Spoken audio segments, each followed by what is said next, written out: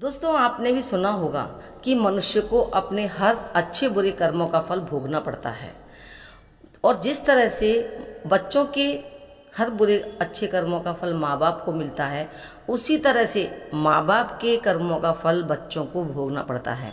अगर वो अच्छे कर्म करते हैं तो उन्हें अच्छा फल मिलता है, और अगर बुरे कर्म करते हैं तो उनका फल उन्हें भोगना ही पड़ता है। तो दोस्तों, एक दिन भगवान विष्णु और माता लक्ष्मी क्षीर सागर में शेषनाग की सैया पर विश्राम कर रहे थे। तो माता लक्ष्मी ने कहा कि स्वामी, आज मेरे मन में एक प्रश्न उठा है जो मुझे बहुत परेशान कर रहा है। क्या आप मेरे प्रश्न का उत्तर देंगे जिससे मेरे मन को तसल्ली मिले? भगवान विष्णु ने कहा कि देवी पूछिए। तो माता लक्ष्मी कहती हैं कि हे प्रभु, आप बताइए, क्या माँ बाप के अच्छे और बुरे कर्मों का फल बच्चों को भी भोगना पड़ता है क्या? तो दोस्तों, तभी भगवान विष्णु कहते हैं कि देवी, अवश्य ही भोगना पड़ता है। आज मैं तुम्हें एक प्राचीन कथा सुनाता हूँ।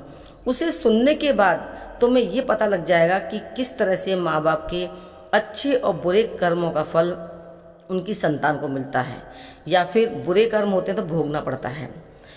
तो भगवान विष्णु कथा आरंभ करते हैं और कहते हैं कि हे देवी, बहुत प्राचीन काल की बात है। एक गांव में एक माधव नाम का किसान रहता था।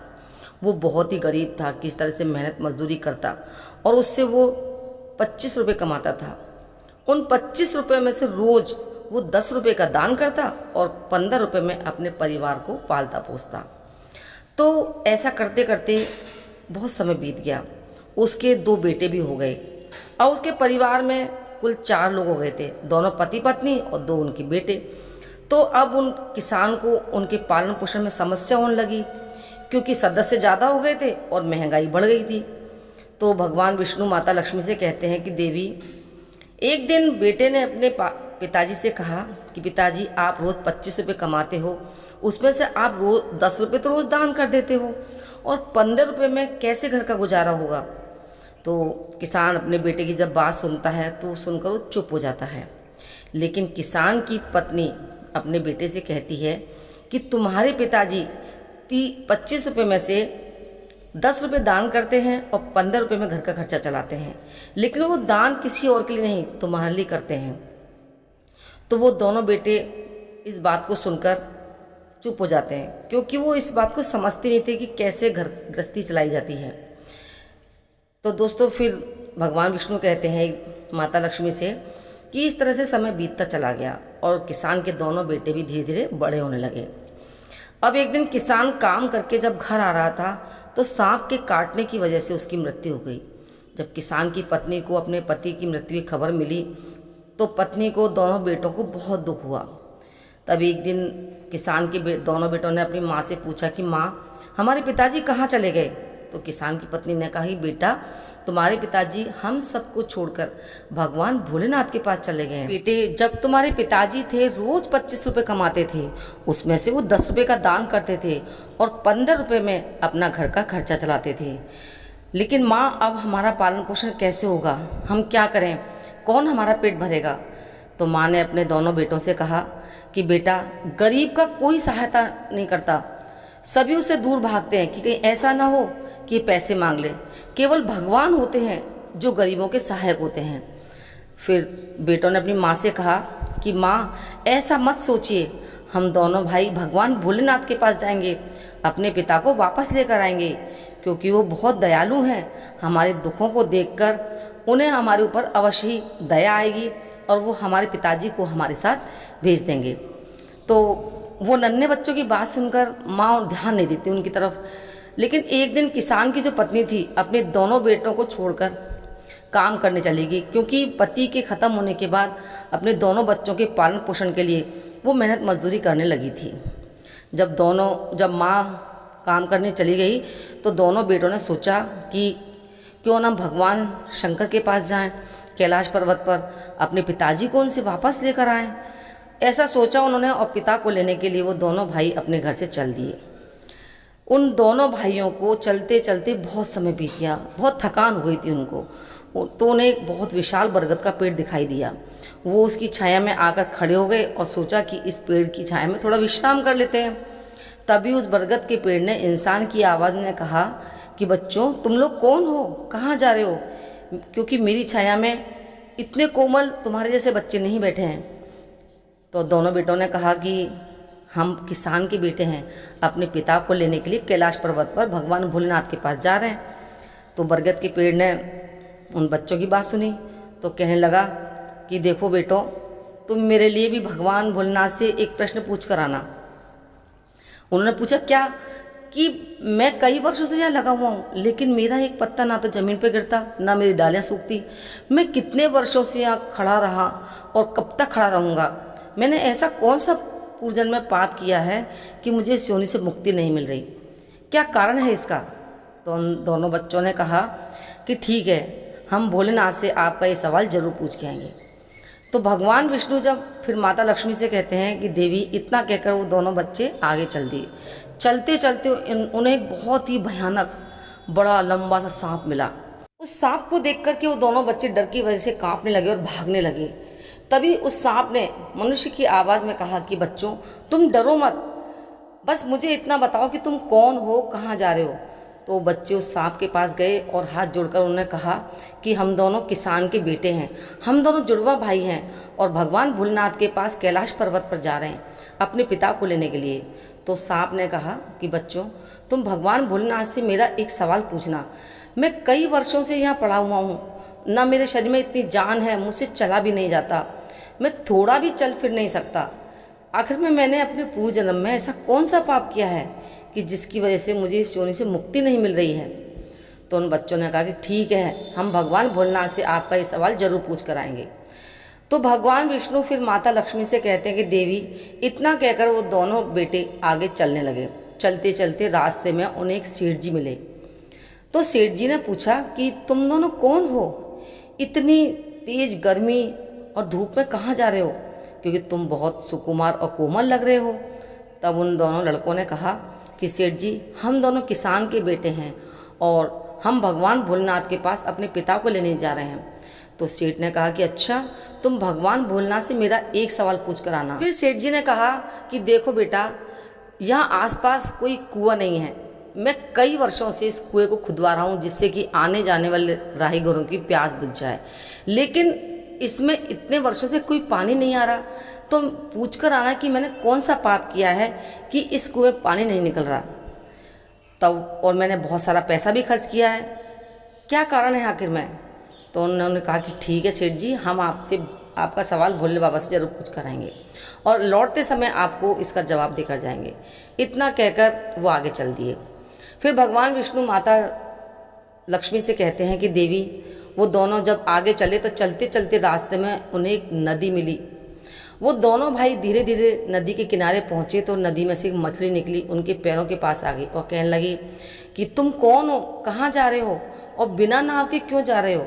उन दोनों बच्चों ने कहा कि हमारे पास नाव में बैठने के लिए पैसे नहीं हैं, क्योंकि हमारे पिताजी थे वो 25 रुपये कमाते थे, उसमें से 10 रुपये दान करते और 15 रुपये से हमारे घर का गुजारा करते। अब किसी तरह से हमारा घर का गुजारा हो जाता था, लेकिन अब हमारे पिताजी घर पर नहीं हैं तो वो भगवान भोलेनाथ के पास चले गए। हम दोनों भाई उनको लेने के लिए भगवान भोलेनाथ के पास जा रहे हैं। उन बच्चों की जब बात सुनी उस मछली ने तो कहा कि मेरा एक सवाल पूछ कर आना कि मैं इस नदी में बहुत वर्षों से भटक रही हूँ, कई पीढ़ियाँ गुजर गई, लेकिन अभी तक मैं इस नदी में रह रही हूँ। मैंने पूर्व जन्म में कौन सा पाप किया था कि मुझे इस योनि से मुक्ति नहीं मिल रही? तब उन लड़कों ने कहा ठीक है, हम भगवान भोलेनाथ से तुम्हारा भी ये प्रश्न जरूर पूछ कर आएंगे। और वो आगे बढ़ गए। फिर चलते चलते दोनों भाई नदी के दूसरे किनारे पर पहुँचे।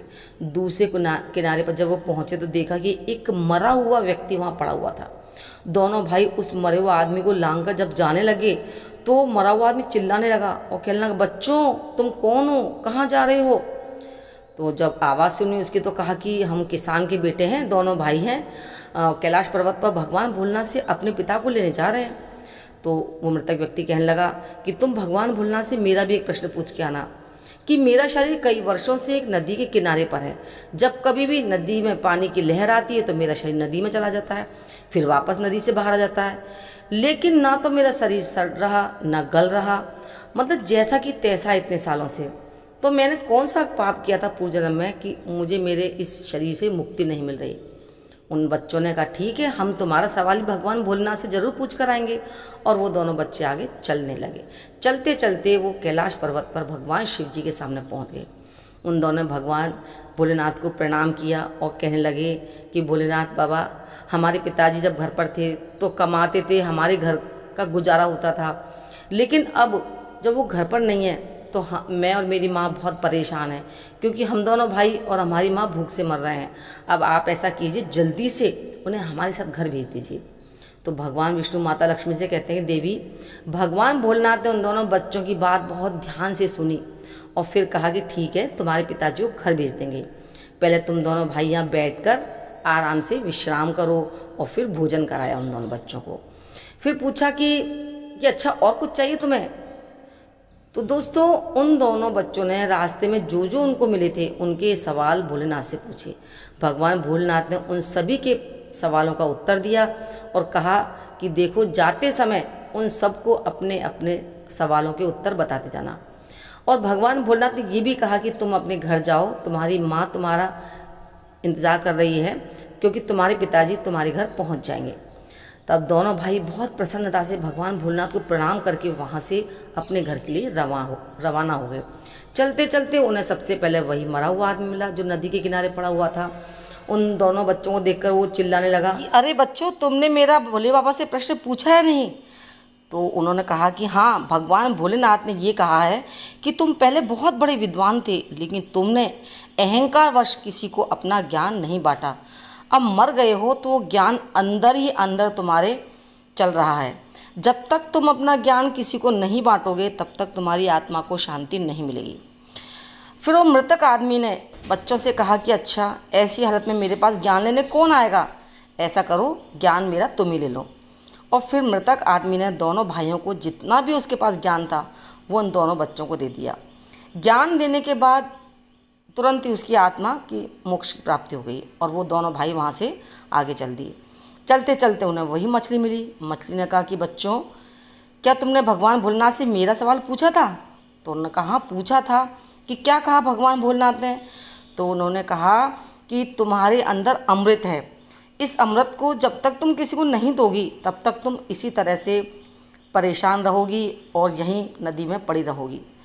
तो मछली ने कहा कि देखो, अब यहाँ अमृत देने वाला कौन मिलेगा, तो मैं तुम्हें अपना अमृत दे देती हूँ। और ऐसा कहते ही मछली ने जैसे ही अमृत उन बच्चों को दिया, उसकी मोक्ष की प्राप्ति हो गई।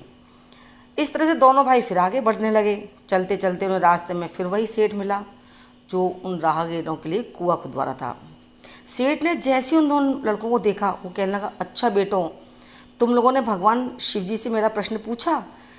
तो उन्होंने कहा कि आपके घर में 2 जवान कुंवारी कन्याएं बैठी हुई हैं। जब तक आप उन दोनों कन्याओं का विवाह नहीं करेंगे, उनका कन्यादान नहीं करेंगे, तब तक कुओं से पानी नहीं निकलेगा। क्योंकि पहले जो तुम्हारी जिम्मेदारी है उसे तो पूरी करो। पहले आप कन्यादान करो, उसके बाद जब कुआं खुदवाओगे ना तो उसमें से पानी निकलेगा। भगवान विष्णु फिर कहते हैं देवी लक्ष्मी से कि हे देवी, इस तरह से उस सेठ ने उन बालकों से कहा कि देखो, मैं अपनी बेटियों के लिए कहाँ वर ढूंढने जाऊँगा। तुम बहुत सीधे स्वभाव के दिखाई दे रहे हो और सुंदर भी हो, तो तुम ऐसा करो, दोनों जवान भी हो और विवाह के योग्य भी हो गए, तो तुम मेरी दोनों बेटियों से विवाह कर लो। उस सेठ ने अपनी दोनों बेटियों का विवाह उन दोनों लड़कों से कर दिया और अपनी बेटियों को बहुत सारा धन दौलत देकर विदा कर दिया। दोनों भाई आगे चलने लगे। भगवान विष्णु कहते हैं देवी लक्ष्मी से कि देवी, चलते चलते रास्ते में उनको वही सर्प मिला। तो सर्प ने भी यही प्रश्न किया उन बच्चों से। तो उन्होंने कहा कि भगवान भोलेनाथ ने कहा है कि तुम्हारे पास नागमणि है और तुमने उस नागमणि को धरती पर नहीं उगला है, क्योंकि तुमने कभी पहले दान नहीं किया। तो जब तक तुम मणि का दान नहीं करोगे तब तक तुम इसी शरीर में पड़े रहोगे। तो सांप ने कहा कि देखो, मैं अब नागमणि देने किसको जाऊंगा? ऐसा करो, तुम ही इस नागमणि को ले लो। उस सांप ने अपनी नागमणि उन लड़कों को दे दी। भगवान विष्णु कहते हैं कि देवी नागमणि को देते ही उस सर्प की आत्मा को मोक्ष की प्राप्ति हो गई और दोनों भाई अपनी पत्नी को लेकर आगे चलने लगे। चलते चलते रास्ते में उन्हें वही बरगद का विशाल वृक्ष मिला। जिसकी छाया के नीचे विश्राम करने के लिए बैठे थे। उसने भी वही सवाल किया उन दोनों लड़कों से। तो उन्होंने कहा, हाँ हमने पूछा तो था। तो भगवान भोलेनाथ ने कहा कि पिछले जन्म में तुम गुरुजी थे, तुम्हारा काम गुरुकुल में बच्चों को शिक्षा देना था, ज्ञान देना था। तुम गुरु के पद पे होते हुए भी तुमने अपना कर्तव्य पूरा नहीं किया। अपने बच्चों को शिक्षा देने के बजाय उनसे अपना घर का, अपना खुद का काम करवाया। इसलिए बच्चों के श्राप की वजह से तुम्हारे मोक्ष की प्राप्ति तुम्हें नहीं हो रही है, क्योंकि तुम्हारे अंदर जो ज्ञान है ना, उसे तुम किसी को दो, इसके बाद तुम्हें मोक्ष मिलेगा। भगवान विष्णु कहते हैं कि लक्ष्मी देवी उन दोनों की बात को सुनकर उस पेड़ ने कहा कि मैं ज्ञान किसे दूं, ऐसा करो तुम ही ज्ञान ले लो। और फिर बरगद ने दोनों भाइयों को अपना जितना भी ज्ञान था उन दोनों को दे दिया और उसकी आत्मा को शांति मिल गई और उसे पेड़ की होने से मुक्ति मिल गई। दोनों भाई अपनी पत्नियों को लेकर अपने घर पहुँचे। जब दोनों भाई अपने घर पहुँचे तो किसान की पत्नी ने उनको देखा, बहुत खुश हुई, कहने लगी, अरे तुम दोनों कहाँ चले गए थे और तुम्हारे साथ ये दोनों बहुएं कौन हैं? तो उन दोनों भाइयों ने जो भी उनके साथ घटना घटी थी वो सब कुछ अपनी माँ को बताया। तो भगवान विष्णु फिर कहते हैं कि देवी, अब उन दोनों बच्चों को इतना सारा ज्ञान मिल चुका था तो वो समझ चुके थे कि हमारे पिताजी जहाँ गए हैं वहाँ से वापस नहीं आ सकते और उनकी मुक्ति हो गई है, क्योंकि उनके पिता ने जो दान धर्म किया था ना, उससे उनकी मुक्ति हुई और उनका फल उन दोनों भाइयों को भगवान भोलेनाथ ने दे दिया।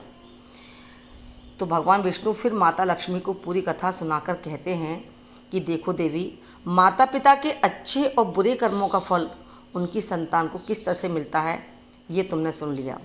माता लक्ष्मी कहती है कि हाँ स्वामी, मैं अब सब कुछ समझ चुकी हूँ और मैं बहुत संतुष्ट हूँ। तो दोस्तों, आपको ये कहानी कैसी लगी कमेंट करके ज़रूर बताएं। राधे राधे।